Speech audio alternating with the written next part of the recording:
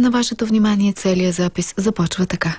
Есента с всичките й багри, с всичките й красоти, на прага на зимата трябва да сме особено бдителни, защото дебнат всякакви вируси, настинки. Човек би посегнал, вероятно този, който е расъл на село, към чесъна, като изпитано природно средство против всякакви такива болешки, висока температура, недобра кондиция. Но пък се оказва, че това, което в аптечката всеки човек има, парацетамола, в комбинация с чесън не е добре, защото едното усилва токсичното действие на другото. Чесън усилва токсичното действие на медикамента. Също така през студеното време се обострят някои сърдечни заболявания, доколкото знам. А сега пък е сезона на цитрусовите плодове и сок от грейпфрут не се препоръчва за пациенти, които приемат противосъсирващи, антидиабетни лекарства, приемани през устата. Тетрациклините, антибиотиците не бивало с калций съдържащи продукти, каквито са млечните.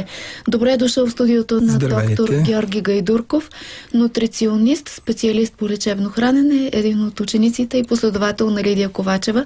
Кажете за несъвместимост между лекарства и храни. Да, има редица публикации, те са известни, част от които вие споменахте, в смисъл, че известни храни и съставките в тях, както примерно в грейпфрута, един от обвиняваните таргетни храни. Грейпфрута съдържа кумарини, както е известно, и всъщност се установява, че много пъти, когато се консумира заедно, когато приемаме редица лекарства, може да потиска, да супресира ензимите, които разграждат съставките на тези медикаменти, така че да има по-силно действие, казано просто, на тези вещества в нашия организъм. Между другото, аз лично като лекар, практикуващ без лекарствена терапия, не съм наблюдавал негатив на естествена храна върху организма, дори когато се приемат някакви лекарства.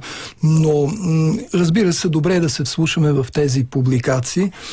Специално за грейпфрута е обвиняван именно по тази линия и най-вече когато приемаме лекарства за сърдечно-съдови заболявания, антиаритмични лекарства, като кордарона, примерно, бета-блокери. Наистина има публикувани такива данни, но аз бих казал и нещо друго. Ако погледнем въпроса от една малко по-различна гледна точка, ако ние се храним по-здравословно, ако живеем по-здравословно, тогава и потребността и дозата от тези лекарства ще бъде по-ниска и опасността съответно от тези на практика лекарствени взаимодействия ще е по-малко.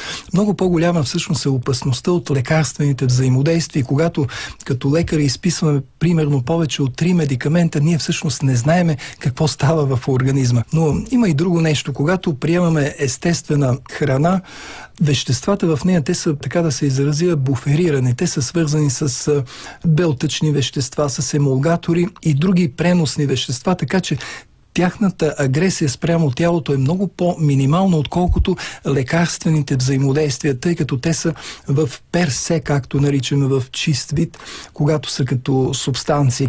Така че наистина добре е да се вслушаме в тези съвети, специално за грейпфрута обаче е известно това.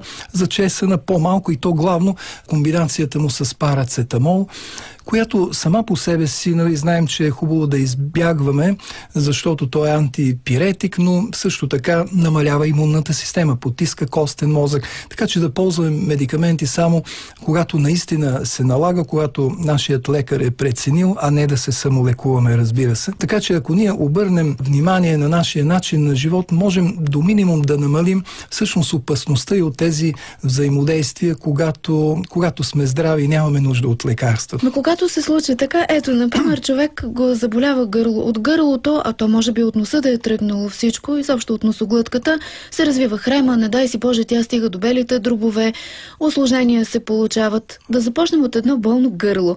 Ако не е с лекарства, каква алтернатива вие бихте препоръчал? Първото, разбира се, бих препоръчал това да не се случва, така на шега казано, но когато ние се храним по този начин, че храната, която приемаме, не образува отпадъчни вещества като слуз и други детритни материи, тогава няма да има тази хранителна среда за микробите, която ние предлагаме всъщност на тях, да могат те да се развиват в нас и съответно да развиват инфекции.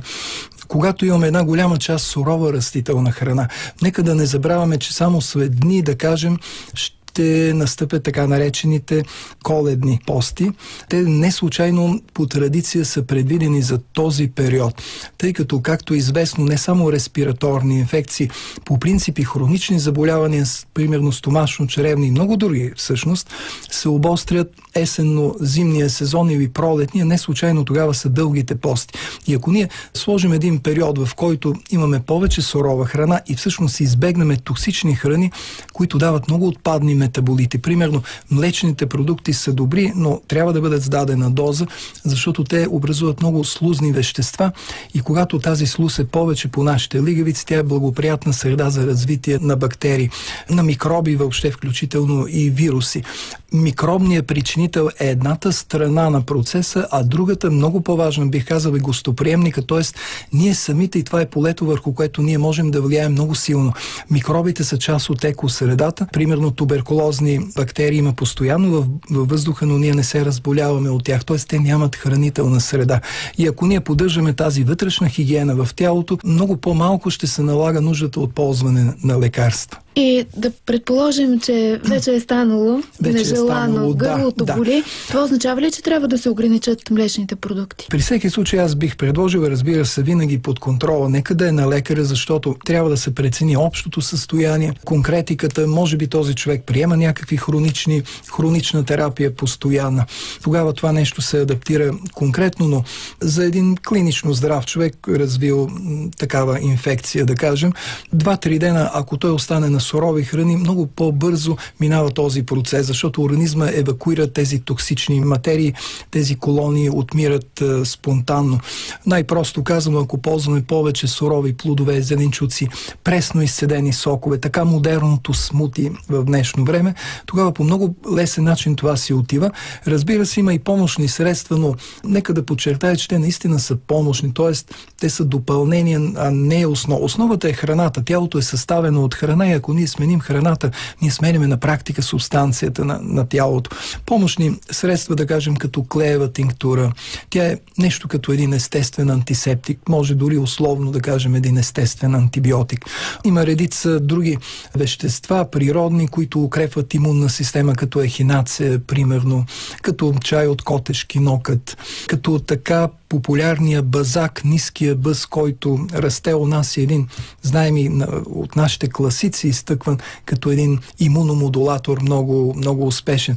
Така че, ползвайки тези неща, или пък съвсем, да кажа, бабешките процедури, краката в топла вода, разтриване, масаж и не на последно място, добра функция на дебелото черво. Това е колектора в нашето тяло, където има най-много микроби. Така че, ако това също бабите едно време го знаеха, когато детето е болно, веднага дават даже слабително, така че да може да бъде почистено дебелото черво. Така че ние, ако държим под внимание тази вътрешна хигиена на тялото, много бързо от едно такова интеркурентно заболяване може да се освободим и без лекарства. Разбира се, пак нека подчертая, това нека винаги да бъде под контрола на лекаря, защото той най-добре ще прецени състоянието. Общо отпадналост, болки в мускулите, главоболие, хрема. Да, класика в жанра. Бабите биха казали: яж, храни се, защото трябва да е силен организма да преодолее болестта. Какво препоръчвате? И това, но точно в острия момент няма апетит. Всеки човек запазил инстинктите си, не бива да е на сила. Народа, знаеме, че е казал: на сила хубост не става. И всъщност нашия естествен инстинкт е нашия вътрешен лекар, който диктува най-доброто, както в малкото дете, както е при животните. Няма дете или животно, което примерно да има температурно състояние, тъй като и животните боледуват подобно на нас. Няма такова същество, което всъщност да яде точно тогава. То няма апетит и това е естествената реакция, тъй като организма е с нагласа да евакуира тези вещества. Примерно ще има секрети от носа, ще има експекторация, храчки ще отделяме, ще се изпотяваме. Тоест все процедури, тази екосистема, наречена тяло, да може да изхвърля токсичния материал. Както една буря в морето изхвърля на брега боклука, по същия начин функционира функционира нашата екосистема. Тялото изхвърля в периферията навън, така че освобождавайки се от този материал, ние се освобождаваме от самата причина на болестта. Така че в острия момент не е необходимо да приемаме плътна храна, но хубаво е да има един добър водно-електролитен баланс, т.е. да приемаме течности. Най-добрата течност това са пресно изцедените сокове, аз ги наричам жива вода, които са богати не само на химически вещества, ензими, минерали, разбира се и структурирана вода, но вероятно и неща, които науката все още не знае. Може би и тази прана, която изтока нарича.